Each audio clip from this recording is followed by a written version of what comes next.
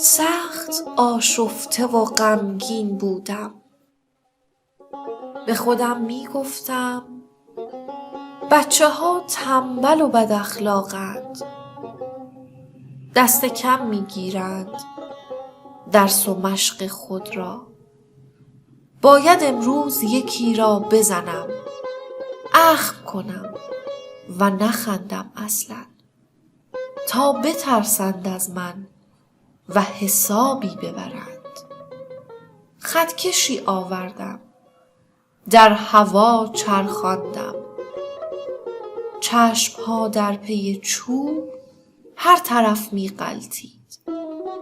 مشقها را بگذارید جلو، زود معطل نکنید. اولی کامل بود، دومی بدخط بود. بر سرش داد زدم، سومی می لرزید. خب گیر آوردم. صید در دام افتاد و به چنگ آمد زود. دفتر مشق حسن گم شده بود.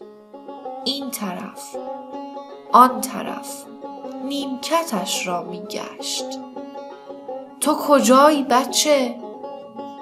بله آقا، اینجا. همچنان می لرزید. پاک تنبل شده ای بچه بد.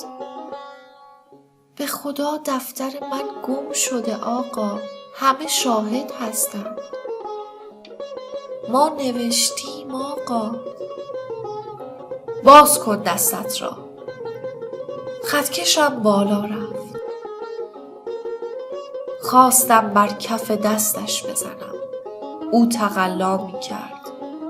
چون نگاهش کردم ناله سختی کرد. گوشه صورت او قرمز شد. حقحقی کرد و سپس ساکت شد. همچنان می گرید، مثل شخصی آرام، بی خروش و ناله. ناگهان حمدالله در کنارم خم شد. زیر یک میز کنار دیوار دفتری پیدا کرد. گفت آقا اینهاش، دفتر مشق حسن. چون نگاهش کردم عالی و خوشخط بود. غرق در شرم و خجالت گشتم. جای آن چوب ستم بر دلم آتش زده بود. سرخی گونه او به کبودی گروید. صبح فردا دیدم که حسن با پدرش و یکی مرد دگر سوی من می آید. خجل و دلنگران منتظر ماندم من، تا که حرفی بزنند، شکوه ای یا گله ای، یا که دعوا شاید. سخت در اندیشه آنان بودم. پدرش بعد سلام گفت لطفی بکنید و حسن را بسپاری به ما. گفتمش چی شده آقا رحمان؟ گفت این خنگ خدا وقتی از مدرسه برمیگشته به زمین افتاده.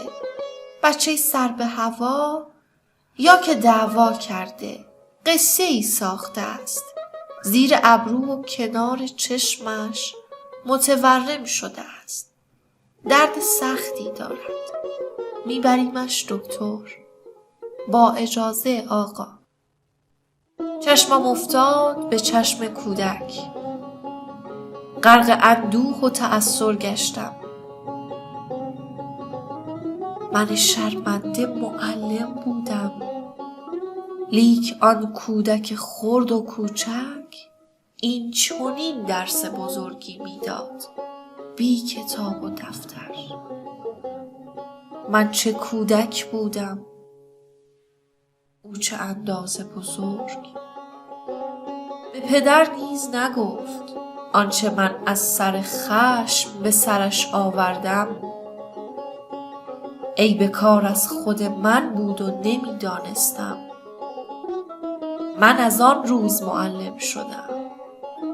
او به من یاد بداد درس زیبایی را، که به هنگامه خشم نه به دل تصمیمی، نه به لب دستوری، نکنم تنبیهی. یا چرا اصلا من عصبانی باشم؟ با محبت شاید گرهی بگشایم، با خشونت هرگز، با خشونت هرگز، با خشونت